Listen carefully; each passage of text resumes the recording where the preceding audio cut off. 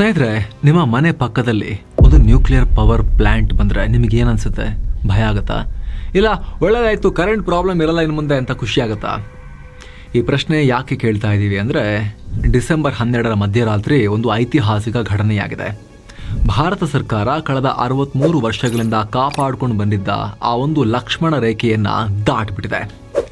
1962ರಿಂದ ಅಂದರೆ ನೆಹರು ಕಾಲದಿಂದ ಇಲ್ಲಿವರೆಗೂ ಒಂದು ರೂಲ್ಸ್ ಇತ್ತು. ನ್ಯೂಕ್ಲಿಯರ್ ಪವರ್ ಅನ್ನೋದು ಬೆಂಕಿ ಇದ್ದ ಹಾಗೆ ಸ್ವಾಮಿ, ಅದರ ಕಂಟ್ರೋಲ್ 100ಕ್ಕೆ 100 ಸರ್ಕಾರದ ಕೈಯಲ್ಲಿರಬೇಕು. ಸರ್ಕಾರ ಅಂದರೆ ಇವ್ರ ಪ್ರಕಾರ ಒಂಥರ ಸರ್ವಶಕ್ತ ದೇವ್ರ ಥರ, ಪ್ರೈವೇಟ್ನವ್ರನ್ನ ನಂಬಬಾರ್ದು, ಹತ್ತಿರಕ್ಕೆ ಸೇರಿಸಬಾರ್ದು ಅಂತ. ಯಾಕಂದರೆ ಇದು ದೇಶದ ಸೇಫ್ಟಿ ವಿಚಾರ ಅಂತ. ಆದರೆ 60 ವರ್ಷದ ಕೋಟೆಯನ್ನು ಈಗ ಛಿದ್ರ ಮಾಡಲಾಗಿದೆ. ಕೇಂದ್ರ ಸಚಿವ ಸಂಪುಟ ಒಂದು ಹೊಸ ಮಸೂದೆಗೆ ಒಪ್ಪಿಗೆಯನ್ನು ಕೊಟ್ಟಿದೆ. ಅದರ ಹೆಸರು ಶಾಂತಿ ಬಿಲ್. ಇದು ಹೆಸರಿಗಷ್ಟೇ ಶಾಂತಿ, ಆದರೆ ಮಾಡೋದೆಲ್ಲ ಕ್ರಾಂತಿ.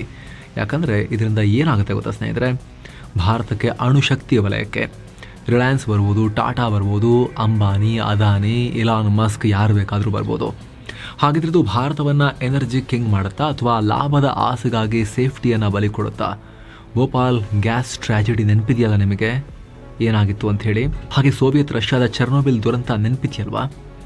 ಸೊ ನ್ಯೂಕ್ಲಿಯರ್ ಪ್ಲ್ಯಾಂಟ್ನಲ್ಲಿ ಎಲ್ಲ ಸೇಫಾ ನಮಗೀಗ? ಪ್ರೈವೇಟ್ನವ್ರನ್ನ ಕೂಡ ಓಪನ್ ಮಾಡಿದಾಗ ಭಾರತದಲ್ಲಿ. ಬನ್ನಿ ಎಲ್ಲವನ್ನ ಈ ಶಾಂತಿ ಬಿಲ್ನ ಕಂಪ್ಲೀಟ್ ಡೀಟೇಲನ್ನು ನಾವು ಚೆಕ್ ಮಾಡ್ತಾ ಹೋಗೋಣ. ಹಾಗೆ ಸ್ನೇಹಿತರೆ, ಎಲ್ಲ ಮೆಂಬರ್ ಓನ್ಲಿ ವಿಡಿಯೋಸನ್ನು ನೀವು ಕೂಡ ನೋಡೋಕೆ ವಿಡಿಯೋ ಕೆಳಗಿರೋ ಜಾಯಿನ್ ಬಟನ್ ಮೂಲಕ ಮಸ್ತ್ಮಗ ಪ್ರೀಮಿಯಂ ಮೆಂಬರ್ಶಿಪ್ ಕುಟುಂಬವನ್ನು ಸೇರಬಹುದು. ಕತ್ತಲಲ್ಲಿ ಭಾರತ. ಫ್ರೆಂಡ್ಸ್, ಎಮೋಷನ್ಸ್ ಪಕ್ಕಕ್ಕಿಟ್ಟು ರಿಯಾಲಿಟಿ ನೋಡೋಣ. ಸರ್ಕಾರಕ್ಕೆ ಯಾಕೆಷ್ಟು ಅರ್ಜೆಂಟ್? ಯಾಕೆ ಈ ರಿಸ್ಕ್? ಉತ್ತರ ಸಿಂಪಲ್, ನಮ್ಮ ಹತ್ರ ಬೇರೆ ದಾರಿ ಇಲ್ಲ. ನಾವು 2047ಕ್ಕೆ ಅಭಿವೃದ್ಧಿ ಹೊಂದಿದ ರಾಷ್ಟ್ರ ಆಗಬೇಕು ಅಂತ ಕನಸು ಕಾಣ್ತಾ ಇದ್ದೀವಿ. ಸ್ವಾತಂತ್ರ್ಯ ಬಂದ 100 ವರ್ಷಗಳಲ್ಲಾದರೂ ಆಗಲೇಬೇಕು ಅಂತ. ಫ್ಯಾಕ್ಟ್ರಿಗಳು ಬೇಕು, ಮೆಟ್ರೋ ಬೇಕು, ಎಲೆಕ್ಟ್ರಿಕ್ ಕಾರ್ಗಳು ಬೇಕು. ಫ್ಯೂಯಲ್ ಹಾಕೋಣ ಅಂದರೆ ಪೆಟ್ರೋಲ್ ಡೀಸೆಲ್ ಜಾಸ್ತಿ ನಮ್ಮಲ್ಲಿಲ್ಲ, ಗ್ಯಾಸ್ ಕೂಡ ಜಾಸ್ತಿ ನಮ್ಮಲ್ಲಿಲ್ಲ. ಆದರೆ ಎಲೆಕ್ಟ್ರಿಕ್ ಕಾರ್ ಆದರೆ ಬೆಟರ್ ಅನ್ನೋ ಆಸೆ ಇದೆ ನಮಗೆ. AI ಡೇಟಾ ಸೆಂಟರ್ ಇದೆಲ್ಲ ಮಾಡ್ಕೋಬೇಕು ಅನ್ನೋ ಆಸೆ ನಮಗಿದೆ. ಇದಕ್ಕೆಲ್ಲ ಏನು ಬೇಕು? ಕರೆಂಟ್ ಬೇಕು. ಆದರೆ ನಮ್ಮ ಹತ್ರ ಇರೋದೇನು? ಕಲ್ಲಿದ್ದಲು. ಆ ಕಲ್ಲಿದ್ದಲು ಕೂಡ ಖಾಲಿ ಆಗ್ತಿದೆ, ಪರಿಸರನೂ ಹಾಳಾಗ್ತಿದೆ. ಸ್ವಲ್ಪ ಫ್ಲ್ಯಾಶ್ ಬ್ಯಾಕ್ಗೆ ಹೋಗೋಣ. ಸ್ವಾತಂತ್ರ್ಯ ಬಂದ ಹೊಸದರಲ್ಲಿ ನಮ್ಮ ಶ್ರೇಷ್ಠ ವಿಜ್ಞಾನಿ ಹೋಮಿ ಭಾಭಾ ಜಹಾಂಗೀರ್ ಒಂದು ಕನಸನ್ನು ಕಂಡಿದ್ರು. ಏನು ಅಂತ? ಭಾರತ ನ್ಯೂಕ್ಲಿಯರ್ ಪವರ್ನಲ್ಲಿ ಕಿಂಗ್ ಆಗಬೇಕು ಅಂತ. ಆದರೆ 2025ಕ್ಕೆ ಬಂದು ನಿಂತಿರೋ ಇವತ್ತಿನ ರಿಯಾಲಿಟಿ ಏನು? ನ್ಯೂಕ್ಲಿಯರ್ ಪವರ್ನಲ್ಲಿ ನಾವೆಲ್ಲಿದ್ದೀವಿ ಗೊತ್ತಾ? ಚಿಕ್ಕ ರಾಷ್ಟ್ರಗಳಾಗಿರೋ ಸೌತ್ ಕೊರಿಯಾ, ಫ್ರಾನ್ಸ್ ನಮಗೆ ಇಡ್ಲಿ ವಡೆ ತಿನ್ಸೋ ರೇಂಜಿಗೆ ಮುಂದಕ್ಕೆ ಹೋಗಿವೆ. ನಾವು ಕಳೆದ 60 ವರ್ಷಗಳಲ್ಲಿ ಕಟ್ಟಿದ್ದು ಕೇವಲ 8 ಗಿಗಾವ್ಯಾಟ್ ಸಾಮರ್ಥ್ಯದ ಪವರ್ ಪ್ಲಾಂಟ್ಗಳನ್ನ, ನ್ಯೂಕ್ಲಿಯರ್. ಅದು ಸಮುದ್ರದಲ್ಲಿ ಒಂದು ಹನಿಯಲ್ಲ, ಹನಿಗಿಂತೂ ಕಮ್ಮಿ. ಅದು ಅಮೆರಿಕದಲ್ಲಿ ಹತ್ತಿರ 100 ಗಿಗಾವ್ಯಾಟ್ ಸಾಮರ್ಥ್ಯ ಇದೆ. ಫ್ರಾನ್ಸ್ ಹತ್ರ 65 ಗಿಗಾವ್ಯಾಟ್ ಇದೆ. ಚೀನಾ ಹತ್ರ 58 ಗಿಗಾವ್ಯಾಟ್ ಇದೆ. ಆದ್ರೆ 140 ಕೋಟಿ ಜನಸಂಖ್ಯೆ ಬಳಕೆದಾರರನ್ನ ಹೊಂದಿರೋ ಭಾರತದಲ್ಲಿ ಕೇವಲ ಚಿಲ್ಲರೆ ಕಾಸು ಹಿಡ್ಕೊಂಡು ಕೂತಿದ್ದೇವೆ. ಫ್ರಾನ್ಸ್ ತನ್ನ ದೇಶಕ್ಕೆ ಬೇಕಾದ 70% ಕರೆಂಟ್ ಅನ್ನ ನ್ಯೂಕ್ಲಿಯರ್ ನಿಂದಾನೇ ಪಡಿತಾ ಇದೆ. ಆದ್ರೆ ನಾವಿನ್ನೂ ಕೂಡ ಕಲ್ಲಿದ್ದಲು ಊದ್ತಾ ಹೊಗೆ ಬರ್ಸ್ಕೊಂಡು ಕೂತಿದ್ದೀವಿ. ನಾವು ಹೊಗೆ ಕುಡಿತಾ ಕೂತ್ಕೊಂಡಿದ್ದೇವೆ. ನಮ್ಮ ಫೇಲ್ಯೂರ್ಗೆ ಕಾರಣ ಏನು? ನಮ್ಮ ಹತ್ರ ವಿಜ್ಞಾನಿಗಳಿರ್ಲಿಲ್ವಾ ಸ್ನೇಹಿತರೆ? ಖಂಡಿತ ಇದ್ರು. ಭಾಭಾ ಅಟಾಮಿಕ್ ರಿಸರ್ಚ್ ಸೆಂಟರ್ ಬಾರ್ಕ್ನಲ್ಲಿ ಅದ್ಭುತ ವಿಜ್ಞಾನಿಗಳಿದ್ದಾರೆ. ನಮ್ಮ ಹತ್ರ ಟೆಕ್ನಾಲಜಿನೂ ಇತ್ತು. ಆದ್ರೆ ಸಮಸ್ಯೆ ಇದ್ದು ಜೇಬ್ನಲ್ಲಿ. ನ್ಯೂಕ್ಲಿಯರ್ ಪ್ಲಾಂಟ್ ಕಟ್ಟೋಕೆ ಲಕ್ಷಾಂತರ ಕೋಟಿ ರೂಪಾಯಿ ಬೇಕಾಗುತ್ತೆ. 100 ಗಿಗಾವ್ಯಾಟ್ ಎಲ್ಲ ಮಾಡಬೇಕು ಅಂತ ಹೊರಟ್ರೆ ಸರ್ಕಾರದ ಹತ್ರ ಅಷ್ಟು ದುಡ್ಡಿಲ್ಲ. ಜೊತೆಗೆ ಬ್ಯೂರೋಕ್ರಸಿ. ಒಂದು ಪ್ಲಾಂಟ್ ಕಟ್ಟೋಕೆ ಪರ್ಮಿಷನ್ ಸಿಗೋದ್ರಲ್ಲೇ 10 ವರ್ಷ ಕಳೀತಾ ಇತ್ತು. ಜೊತೆಗೆ ಜನ ಕೂಡ ಪ್ರತಿಭಟನೆ ಮಾಡ್ತಾ ಇದ್ರು. ಸೊ ಈಗ 2047ಕ್ಕೆ ಭಾರತ ವಿಕಸಿತ ಭಾರತ ಆಗಬೇಕು ಅಂತ ಟಾರ್ಗೆಟ್ ಇಟ್ಕೊಂಡಿದೆಯಲ್ಲ, ಏನು ಗೊತ್ತಾ? 100 ಗಿಗಾವ್ಯಾಟ್ ಬೈ 2047. ಅಂದರೆ ಇರೋದಕ್ಕಿಂತ 10 ಪಟ್ಟು ಹೆಚ್ಚು ಮಾಡಬೇಕು ನ್ಯೂಕ್ಲಿಯರ್ ಪವರ್ ಜನರೇಷನ್ ಅನ್ನ. ಕಲ್ಲಿದ್ದಲು ಖಾಲಿ ಆಗ್ತಿದೆ. ಸೋಲಾರ್ ರಾತ್ರಿ ಕೆಲಸ ಮಾಡಲ್ಲ, ಗಾಳಿ ಯಾವಾಗ ಬೀಸುತ್ತೋ ಹೇಳಕ್ಕಾಗಲ್ಲ. ಉಳಿದಿರೋದು ಒಂದೇ ದಾರಿ, ನ್ಯೂಕ್ಲಿಯರ್ ಪವರ್. ಹೀಗಾಗಿ ಸರ್ಕಾರಕ್ಕೆ ಜ್ಞಾನೋದಯ ಆಗಿದೆ. ನಾವು ಗವರ್ಮೆಂಟೇ ನಡೆಸ್ತೀವಿ, ನಾವು ಮಾತ್ರ ಬ್ಯಾಟಿಂಗ್ ಮಾಡ್ತೀವಿ ಅಂದ್ರೆ ಮ್ಯಾಚ್ ಗೆಲ್ಲಕ್ಕಾಗಲ್ಲ. ಅದಕ್ಕೇನಾದ್ರೂ ಬದಲಾವಣೆ ಮಾಡಬೇಕು ಅಂತ ಈಗ ಟೀಮೇ ಚೇಂಜ್ ಮಾಡಿದ್ದಾರೆ. ಪ್ರೈವೇಟ್ ಪ್ಲೇಯರ್ಸ್ ಬನ್ನಿ, ದುಡ್ಡು ಹಾಕಿ ರಿಯಾಕ್ಟರ್ ಕಟ್ಟಿ ಅಂತ ಹೇಳ್ತಿದ್ದಾರೆ. ಇದು ಅನಿವಾರ್ಯದ ನಿರ್ಧಾರ. ಇದು ದೇಶದ ಆರೋಗ್ಯ ದೃಷ್ಟಿಯಿಂದ ಅನಿವಾರ್ಯ ನಿರ್ಧಾರ. ದೇಶದ ಹೆಲ್ತ್ ಸರಿ ಮಾಡೋಕೆ, ಎನರ್ಜಿ ಹೆಲ್ತ್ ಸರಿ ಮಾಡೋಕೆ ಸರ್ಕಾರ ಈ ನಿರ್ಧಾರ ತಗೊಳ್ತಿದೆ.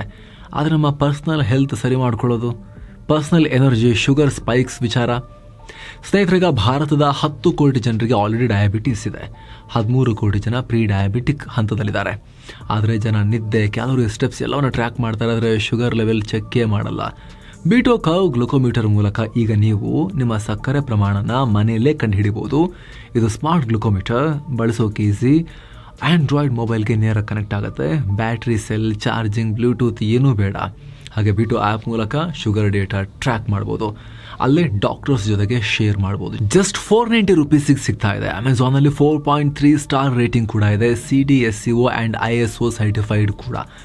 ಆಸಕ್ತರು ಖರೀದಿ ಮಾಡೋಕೆ ಡಿಸ್ಕ್ರಿಪ್ಷನ್ ಮತ್ತು ಪಿನ್ ಕಾಮೆಂಟ್ ಅನ್ನ ಚೆಕ್ ಮಾಡಿ. ಬನ್ನೀಗ ವರದಿಯಲ್ಲಿ ಮುಂದುವರಿಯೋಣ. ಸರಿ, ಹಾಗಿದ್ರೆ ಶಾಂತಿ ಬಿಲ್ನಲ್ಲಿ ಟಾಟಾ, ಬಿರ್ಲಾ, ಅಂಬಾನಿ, ಅದಾನಿ ಇವರೆಲ್ಲರಿಗೂ ಫುಲ್ ಪವರ್ ಕೊಟ್ಬಿಟ್ರ, ಅಣುಬಾಂಬ್ನ ಕೀಯನ್ನ ಕೊಟ್ಬಿಟ್ರ? ಇಲ್ಲೇ ಇರೋದು ಟ್ವಿಸ್ಟ್. ಕೆಲವರೆಲ್ಲ ಆಲ್ರೆಡಿ ಕ್ಯಾಂಪೇನ್ ಮಾಡೋಕೆ ಶುರು ಮಾಡಿದ್ದಾರೆ. ಅಣುಬಾಂಬ್ನ ಇವ್ರ ಕೈ ಕೊಟ್ಬಿಟ್ರು ಅಂತ ಹೇಳಿ ಕ್ಯಾಂಪೇನ್ ಶುರು ಆಗಿ ಹೋಗಿದೆ. ಆದರೆ ಸ್ನೇಹಿತರೆ, ಸ್ಫೋಟಕ ಅಲ್ಲ ಅದು, ಅಣು ಬಾಂಬ್ ಎಲ್ಲ ಕೊಡ್ತಾ ಇಲ್ಲ. ನ್ಯೂಕ್ಲಿಯರ್ ಎನರ್ಜಿನೇ ಬೇರೆ, ಅಣು ಸ್ಫೋಟಕವೇ ಬೇರೆ. ಸರ್ಕಾರ ಒಂದು ಸೇಫ್ಟಿ ಗೇಮ್ ಆಡ್ತಾ ಇದೆ ಇಲ್ಲಿ, ಅದನ್ನ ಅರ್ಥ ಮಾಡ್ಕೋಬೇಕು.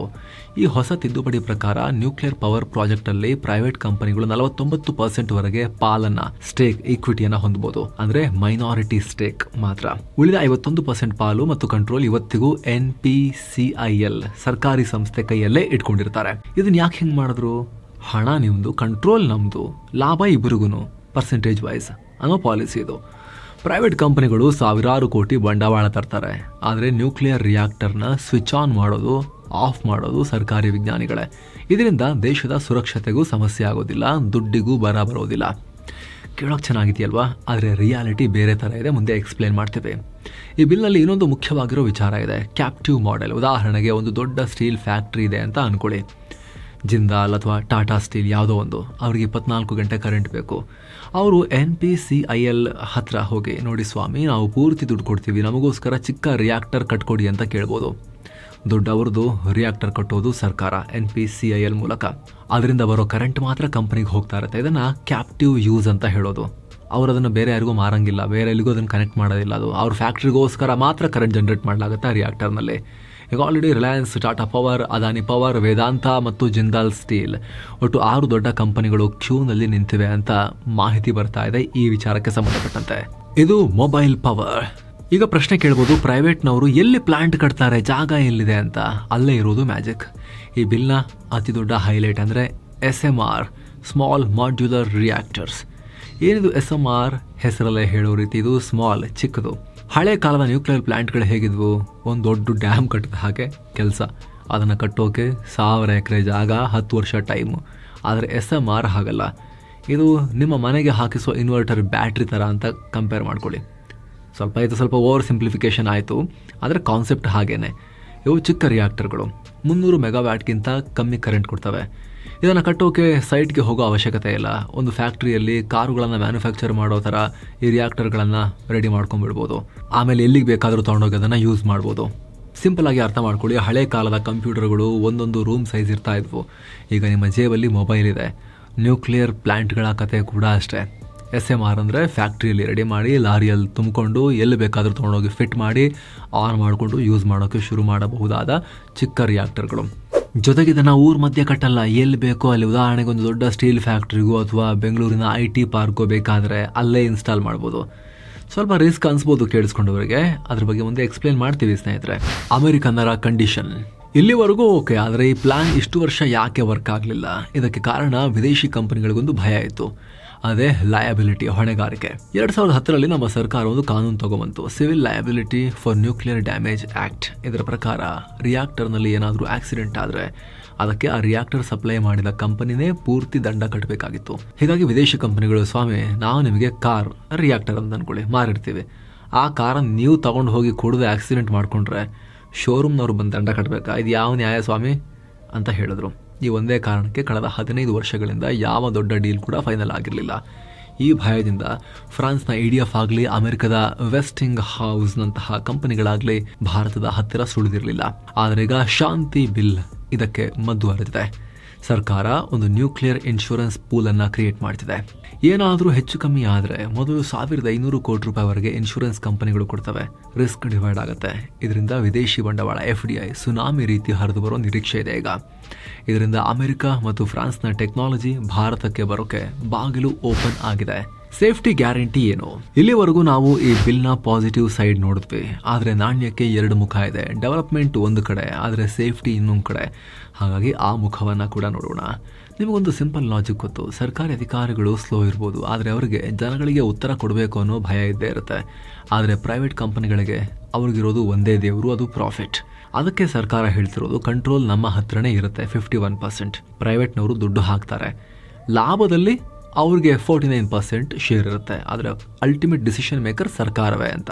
ಆದರೆ ಸ್ನೇಹಿತರೆ, ಪ್ರಾಫಿಟ್ ಮಾಡೋ ಬರದಲ್ಲಿ ಸೇಫ್ಟಿ ರೂಲ್ ಸ್ವಲ್ಪ ಕಾಂಪ್ರಮೈಸ್ ಆದರೂ ಕೂಡ ನ್ಯೂಕ್ಲಿಯರ್ ಇದು ಯಾವುದೋ BBMP ಅವ್ರು ಕಸ ತಗೊಂಡು ಹಾಕೋದನ್ನು ಇಲ್ಲಿ ಹಾಕಿದ್ರು ಬದಲಿಗೆ ಅಲ್ಲಿ ಹಾಕಿದ್ರು ಅಂತ ಹೇಳಿದ್ರೆ ಪ್ರತಿಭಟನೆ ಮಾಡೋದು ಕೂಡ ಬಂದು ತಗೊಂಡು ಹೋಗ್ತಾರೆ. ಆ ಥರ ಅಲ್ಲ ಇದು.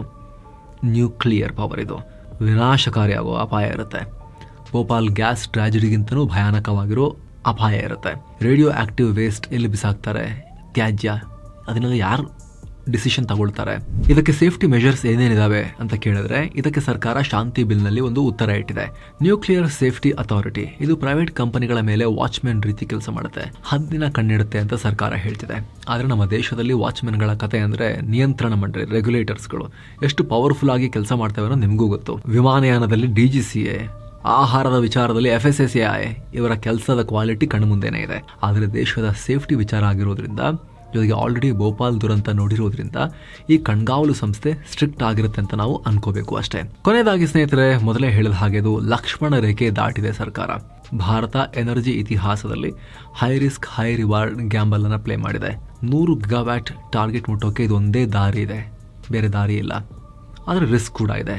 ಆದರೆ ರಿಸ್ಕ್ ತಗೊಳ್ಳದೆ ದೇಶ ಕಟ್ಟಕ್ಕೆ ಆಗಲ್ಲ ಅನ್ನೋದು ಕೂಡ ಹೌದು. ಜಗತ್ತೆಲ್ಲ ಮುಂದಕ್ಕೆ ಹೋಗ್ಬಿಟ್ಟಿದ್ದಾರೆ ವಿಚಾರದಲ್ಲಿ. 30-35 ಕೋಟಿ ಪಾಪ್ಯುಲೇಷನ್ ಹೊಂದಿರೋ ಅಮೆರಿಕನೇ 100 ಗಿಗಾವ್ಯಾಟ್ ಬರೀ ನ್ಯೂಕ್ಲಿಯರ್ ಎನರ್ಜಿಯಲ್ಲಿ ಮಾಡ್ತಾ ಇದೆ. ನಾವು 140 ಕೋಟಿ ಜನಸಂಖ್ಯೆ ಹಿಡ್ಕೊಂಡು ಬರೀ 8 ಗಿಗಾವ್ಯಾಟ್ ಮಾಡ್ಕೊಂಡು ಕೂತ್ಕೊಂಡಿದ್ದೀವಿ. ನಾವು ಕತ್ತಲಲ್ಲೇ ಉಳಿತೀವಿ. ಈ ವಿಚಾರದಲ್ಲಿ ಬೇಗ ಹೆಜ್ಜೆ ಇಟ್ಟಿಲ್ಲ ಅಂದ್ರೆ ಅಭಿವೃದ್ಧಿ ಕುಂಠಿತ ಆಗುತ್ತೆ. 2047ಕ್ಕೆ ಸೂಪರ್ ಪವರ್ ಆಗಬೇಕು ಅಂದ್ರೆ 100 ಗಿಗಾವ್ಯಾಟ್ ಪವರ್ ಬೇಕೇ ಬೇಕು. ಈ ಬಗ್ಗೆ ನಿಮಗೇನನ್ಸುತ್ತೆ? ಸರ್ಕಾರ ಮಾಡಿದ್ದು ಸರಿನಾ ತಪ್ಪಾ? ಎಸ್ ಅಥವಾ ನೋನಲ್ಲೂ ಕೂಡ ನೀವು ಕಾಮೆಂಟ್ ಮಾಡ್ಬೋದು. ನಿಮಗೆ ಟೈಮ್ ಇದ್ದರೆ ಲಾಂಗ್ ವಿಶ್ಲೇಷಣೆಯನ್ನು ಕೂಡ ನೀವು ಮಾಡಿ ನಿಮ್ಮ ಒಪಿನಿಯನ್ ದಾಖಲು ಮಾಡ್ಬೋದು. ಬಟ್ ದಾಖಲು ಮಾಡಿ ಸ್ನೇಹಿತರೆ. Thank you so much. ಆಗಲೇ ಹೇಳಿದ ಮಸ್ಮಗ ಪ್ರೀಮಿಯಂ ಮೆಂಬರ್ಶಿಪ್ಪನ್ನು ಆಸಕ್ತರು ವಿಡಿಯೋ ಕೆಳಗಿರೋ ಜಾಯಿನ್ ಬಟನ್ ಮೂಲಕ ಸೇರಬಹುದು. ಮತ್ತೆ ಭೇಟಿ ಆಗ್ತಿರೋಣ. ನಮಸ್ತೆ.